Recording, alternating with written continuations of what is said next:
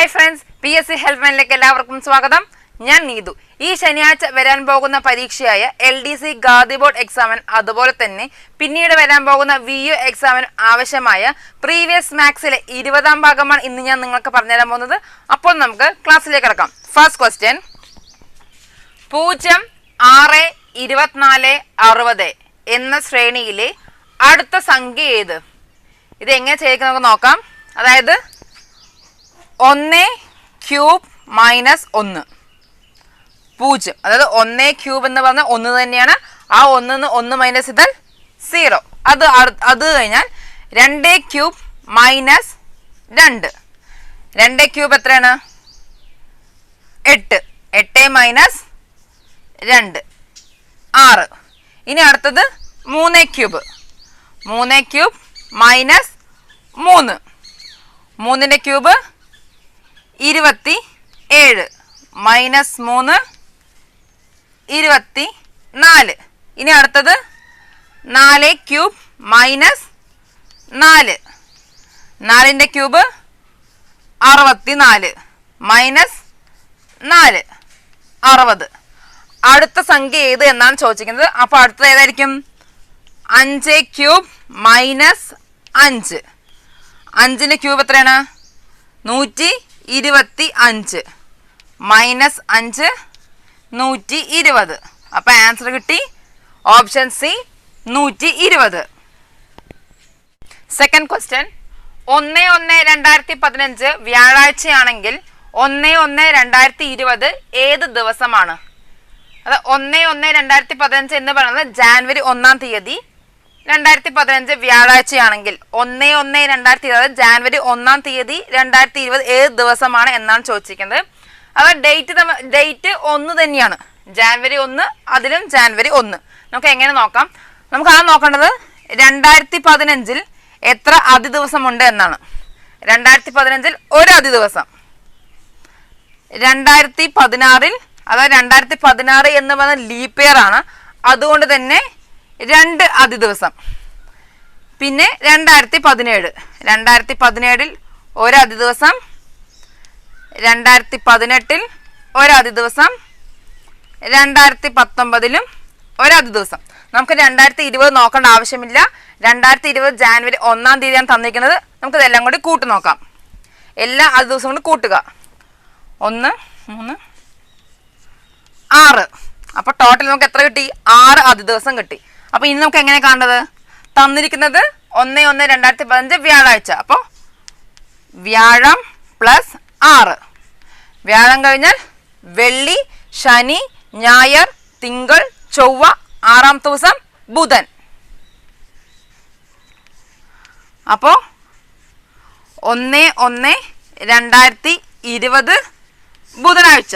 അപ്പോൾ answer option D ബുധൻ. Third question, 1/3-നും 1/2-നും ഇടയിലുള്ള ഭിന്നസംഖ്യ ഏത്? നമുക്ക് ആദ്യം 1/3 എത്രയാണെന്ന് നോക്കാം. 1/3 0.33. 1/3 എന്നത് 1-നെ 3 കൊണ്ട് ഹരിച്ചാൽ 0.33 എന്ന് കിട്ടും.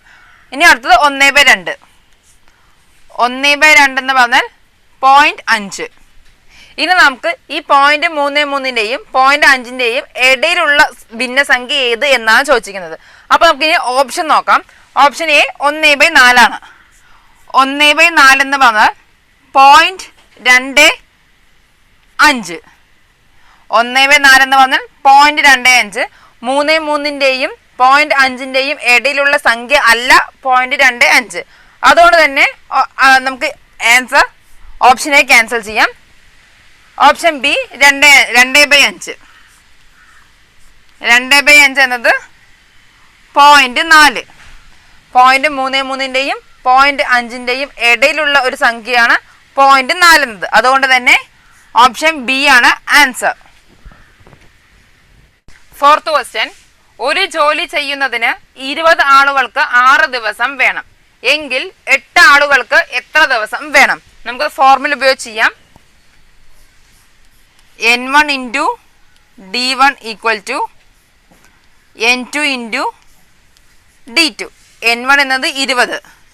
20 into D1 എന്ന് പറഞ്ഞാൽ 6 ഈക്വൽ N2 8 ഇൻറ്റു നമുക്ക് D2 ആണ് കാണേണ്ടത്. അപ്പോൾ D2 നമുക്ക് എങ്ങനെ കാണാം? D2 equal to 20 into 6/8. ഇനി നമുക്ക് വെട്ടിച്ചതാക്കാം. 4 8 2 തവണ, 4 20 5 തവണ, 2 6 3, 5 × 3 15. അപ്പോൾ ആൻസർ 15. ഇത് നമ്മൾ ഫോർമുല ഉപയോഗിച്ച് ചെയ്യണത്. നമുക്ക് ഇത് ഈ ഫോർമുല ചെയ്യുമ്പോൾ കുറച്ച് സമയം കുറച്ച് കൂടുതലാവും.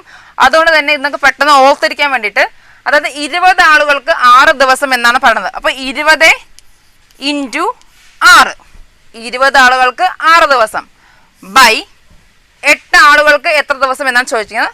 ബൈ 8. നമുക്ക് ഫോർമുല ഉപയോഗിച്ച് ഈ രീതിയിൽ എഴുതി പിന്നെ ഇങ്ങനെ വരുമ്പോൾ കുറച്ച് സമയം കൂടുതലാവും. അതുകൊണ്ട് ഒറ്റ സ്റ്റെപ്പ് കൊണ്ട് നമുക്ക് ചെയ്യാവുന്നതേ ഉള്ളൂ. അപ്പോൾ 20 ഇൻറ്റു 6/8 ഇത് അതേപോലെ നമുക്ക് വെട്ടിച്ചതാക്കാം. 4 8 2 തവണ, 20 5, 2 6 3 തവണ, 5 × 3 15. അപ്പോൾ ആൻസർ റെഡി. Option A 15. അടുത്ത ക്വസ്റ്റ്യൻ, കൂട്ടത്തിൽ ബന്ധമില്ലാത്ത അക്ഷരം കണ്ടെത്തുക. Option A F, option B M, option C K, option D Z. ഇതൊക്കെ ഏത് രീതിയിലാണ് വന്നിരിക്കുന്നത് നമുക്ക് നോക്കാം. ആദ്യം ഓപ്ഷൻ എ എഫ്. എഫ് 6ാമത്തെ അക്ഷരമാണ്. അതായത് 5 + 1, 5 + 1 6, 6ാമത്തെ അക്ഷരമാണ് എഫ് എന്നത്. അടുത്തത് എം. എം എങ്ങനെ വന്നിരിക്കുന്നത്? 13ാമത്തെ അക്ഷരമാണ്. അതായത് 12 + 1. ഇനി അടുത്തത് കെ. കെ എത്രാമത്തെ അക്ഷരമാണ്? 11. അതായത് 10 + 1. അടുത്ത സെഡ്. സെഡ് 26ാമത്തെ അക്ഷരം. അപ്പോൾ 25 + 1. ഇതിലെ വ്യത്യസ്തമായ സംഖ്യ ഏത്, ലെറ്റർ ഏത് എന്നാണ് ചോദിച്ചിരിക്കുന്നത്. അതായത് എഫ് എന്നതും കെ എന്നതും സെഡ് എന്നതും, അത് 5 10 25 എന്നത് 5ന്റെ ഗുണിതങ്ങളാണ്. പക്ഷേ എം എന്നത് 12 + 1 എന്നാണ്. 12 എന്ന് പറയുന്നത് 5ന്റെ ഗുണിതമല്ല. അതുകൊണ്ട് തന്നെ ഇതിൽ എം ആണ് വേറിട്ട ലെറ്റർ. അതുകൊണ്ട് ഓപ്ഷൻ ബി എം. അടുത്ത ക്വസ്റ്റ്യൻ, ഒരു സമാന്തര ശ്രേണിയുടെ ആദ്യത്തെ 5 പദങ്ങളുടെ തുക 40 ആയാൽ മൂന്നാമത്തെ പദം കാണുക. അത് നമുക്കൊരു സമാന്തര ശ്രേണി എഴുതാം. അത് എക്സ് വെച്ചിട്ട് x 2x 3x 4x 5x 1 2 3 4 5. അപ്പോൾ 5 പദങ്ങളുടെ തുക എത്രയാണ് തന്നിരിക്കുന്നത്? 40 ആയാൽ മൂന്നാമത്തെ പദം എത്ര എന്നാണ് ചോദിച്ചിരിക്കുന്നത്.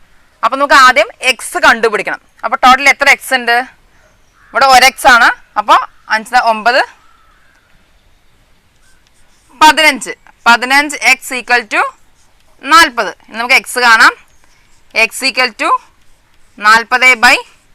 5 15 3 തവണ, 5 40 8 തവണ. അപ്പോൾ എക്സ് എത്ര കിട്ടി? 8/3 എന്ന് കിട്ടി. ഇനി നമുക്ക് മൂന്നാമത്തെ പദമാണ് കാണേണ്ടത്.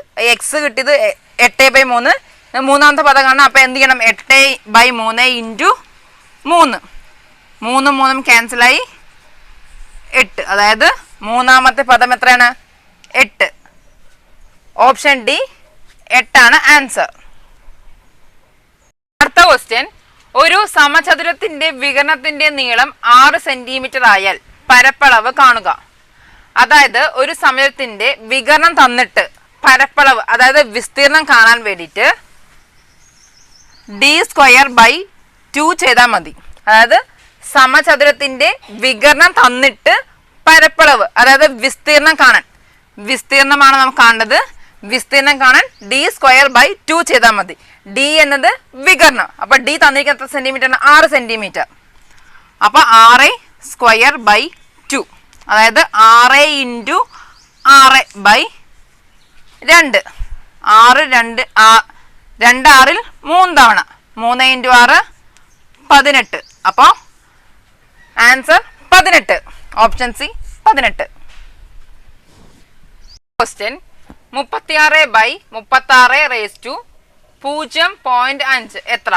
ഇത് കൃത്യമായി ബന്ധപ്പെട്ട ക്വസ്റ്റ്യൻ ആണ്. നമുക്ക് എങ്ങനെ ചെയ്യാൻ നോക്കാം. 36/36 0.05. അതായത് 36/36. ഇത് 0.5 എന്ന് പറഞ്ഞാൽ 1/2 എന്നാണ്. 0.5 എന്ന് പറഞ്ഞാൽ 1/2 ഇങ്ങനെ എഴുതാമല്ലോ. അപ്പോൾ 36/1/2 എന്നാൽ √36. അതായത് a⁻² എന്നത് √a ആണ്. കൃത്യങ്ങളുടെ നിയമമാണ്. a⁻² എന്നത് √a എന്നാണ്. അതുപോലെ തന്നെ 36/1/2 എന്നതും √36 തന്നെയാണ്. അപ്പോൾ നമുക്ക് എങ്ങനെ ചെയ്യാം? 36/√36 എന്നത് 6. 6 36 തവണ. അപ്പോൾ ആൻസർ 6. Option B 6. ക്വസ്റ്റ്യൻ: ഒരു സംഖ്യയുടെ 20% 480-ന്റെ 60%-നോട് തുല്യമാണെങ്കിൽ സംഖ്യ കാണുക. അതായത് ഒരു സംഖ്യയുടെ 20%-നോട് 480-ന്റെ 60%-നോട് തുല്യമായാൽ സംഖ്യ കാണുക. അതായത് എക്സ് കാണുക എന്നാണ് പറയുന്നത്. അപ്പോൾ നമുക്ക് ആദ്യം എന്ത് ചെയ്യാം? 480-ന്റെ 60% കാണാം. ഈ 0 ക്യാൻസൽ ചെയ്യാം, ഈ 0 ക്യാൻസൽ ചെയ്യാം, ഈ 0 ക്യാൻസൽ ചെയ്യാം, ഈ 0 ക്യാൻസൽ ചെയ്യാം. ഇനി 48-ന്റെ 6 ഉള്ളത്. 48-ന്റെ 6 288. അപ്പോൾ നമുക്ക് എന്ത് കിട്ടി? ഒരു സംഖ്യയുടെ 20% എന്ത്? 288 എന്ന് കിട്ടി. അപ്പോൾ നമുക്ക് സംഖ്യ കാണാൻ എന്ത് ചെയ്യണം? 288 × 100/20. ഈ 0യും ഈ 0യും ക്യാൻസൽ ചെയ്യാം. 2 288-ൽ 144. 144 × 10 1440. അപ്പോൾ ആൻസർ ഓപ്ഷൻ ഡി 1440.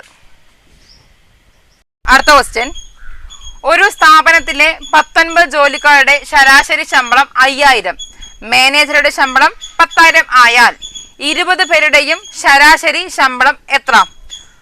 ടോട്ടൽ ആ സ്ഥാപനത്തിൽ 19 ആൾക്കാരാണ് ഉള്ളത്. ആ 19 ആൾക്കാരുടെ ശരാശരി ശമ്പളമാണ് 5000. അപ്പോൾ നമുക്ക് തുക ആദ്യം കാണണം. അപ്പോൾ തുക ആദ്യം കാണണമെങ്കിൽ എന്ത് ചെയ്യണം? തുക കാണാൻ എണ്ണം × ശരാശരി. തുക കാണാൻ എണ്ണം × ശരാശരി. 19 ആണ് എണ്ണം. 19 ജോലിക്കാരാണ്. 19 × 5000 എത്രയാണ്? 19 × 5 95. 3 പൂജ്യം എഴുതുക. അപ്പോൾ 95000. അപ്പോൾ ടോട്ടൽ തുക കിട്ടി 95000 എന്നത്. മാനേജറുടെ ശമ്പളം കൂടി, അതായത് മാനേജർ ശമ്പളം 10000. മാനേജർ ശമ്പളം കൂടി കൂട്ടിയാൽ ടോട്ടൽ എത്രയായി? 1,50,000. അപ്പോൾ നമുക്ക് ടോട്ടൽ ശമ്പളം, അതായത് തുക കിട്ടിക്കഴിഞ്ഞു. ഇനി നമുക്ക് ചെയ്യേണ്ടത് 20 പേരുടെയും ശരാശരി ശമ്പളം എത്രയെന്നാണ് ചോദിക്കുന്നത്. അപ്പോൾ നമുക്ക് ശരാശരിയാണ് അടുത്തത് കാണേണ്ടത്. ശരാശരി കാണാൻ എന്താ ചെയ്യേണ്ടത്? തുക ബൈ എണ്ണം. നമുക്ക് തുക കണ്ടുപിടിച്ചു കഴിഞ്ഞു. 1,50,000 എന്നത് 1,50,000 ബൈ എണ്ണം 20. 0 ക്യാൻസൽ ചെയ്യാം.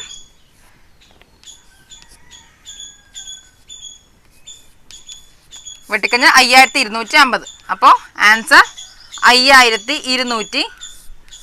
Option C 5250. നിങ്ങൾക്ക് ഈ ക്ലാസ് ഇഷ്ടമായി എന്ന് കരുതുന്നു. ഇഷ്ടമായെങ്കിൽ ലൈക്ക് ചെയ്യൂ, ഷെയർ ചെയ്യൂ, സബ്സ്ക്രൈബ് ചെയ്യൂ. സബ്സ്ക്രൈബ് ബട്ടൺ അടുത്ത് കാണുന്ന ബെല്ലൈക്കൺ ക്ലിക്ക് ചെയ്താൽ ഞങ്ങളിടുന്ന വീഡിയോസ് നിങ്ങൾക്ക് അപ്പോൾ തന്നെ നോട്ടിഫിക്കേഷനിൽ ലഭിക്കുന്നതായിരിക്കും. താങ്ക്